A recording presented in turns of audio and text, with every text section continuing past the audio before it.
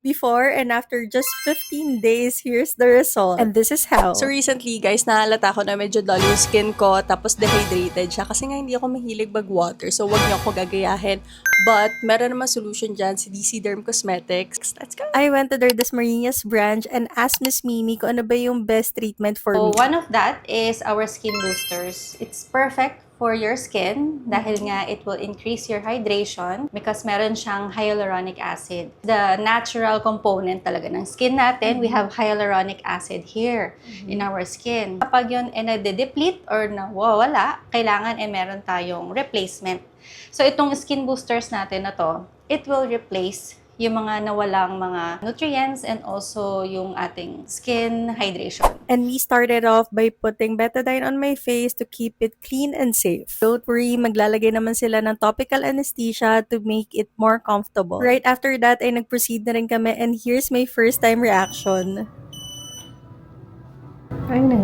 Yes, ayun lang yung talaga nasabi ko kasi nga bearable naman yung pain. As they are using a special needle na sobrang nipis lang talaga na halos hindi mo mararamdaman. By the way, Miss Mimi is putting the hyaluronic acid with exosomes in which can increase your hydration. So think of it like para siyang moisturizer na ina-inject sa skin mo to make it more bouncy and dewy. It will improve skin elasticity, smoother skin texture, radiant glow, reduce appearance of fine lines, and overall skin rejuvenation. Kaya favorite ko na siya. And then ending it with a PDT light. And here's my face right after the procedure. Yes, medyo weird yung itsura niya, but trust me, it will all be worth it. So guys, kakatapos ko lang ng skin booster ni DC Derm and ang ganda ng result. Medyo masakit siya, but tolerable naman. And ang aftercare nga pala, ay by the way, nandito ako sa may operating room nila. Yes, nag-operate sila, nagla-lipo sila, nag-rhinoplasty sila. Sasabihin ko sa inyo yung mga aftercare. So, dapat daw within 3 to 7 days, bawal magpa-araw, bawal ka pawisan, so bawal ka mag-workout. 7 days face mask lang talaga yung dapat ilalagay nyo every night.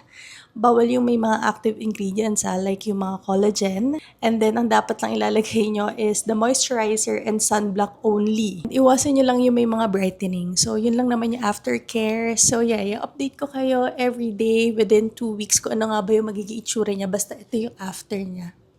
Normal lang yan, guys. 3 days lang naman daw mawawala na. This is the day after, and tama si Miss Mimi, paunti-unti nang nagbabrighten yung skin ko. And at the same time, nagiging smooth yung texture niya and mas nagbe-minimize yung pores. And this is the 15th day. Oh my gosh! Naging hydrated siya. Hindi katulad 15 days ago. Ang sabi ni Nurse Mimi, gaganda pa daw to up until a month and kapag nakadalawang session na rin. So, sa lagay na to, parang satisfied na nga ako kasi hindi na ako masyado nag-makeup nitong mga nakaraan. Sunblock na lang talaga.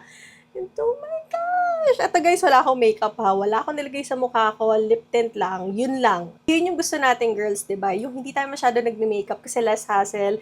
And pagkagising mo, woke up like this lang talaga. Oh my gosh! Look at my skin naman!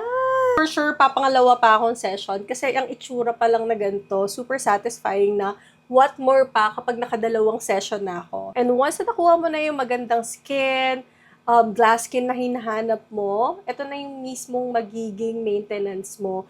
And ito na talaga yung hahanap-hanapin mo. To be honest, sa dami nang na-try kong mga treatment, ito na ata yung very satisfied ako. Lalong-lalo na kung ganito ba naman ang resulta, oh.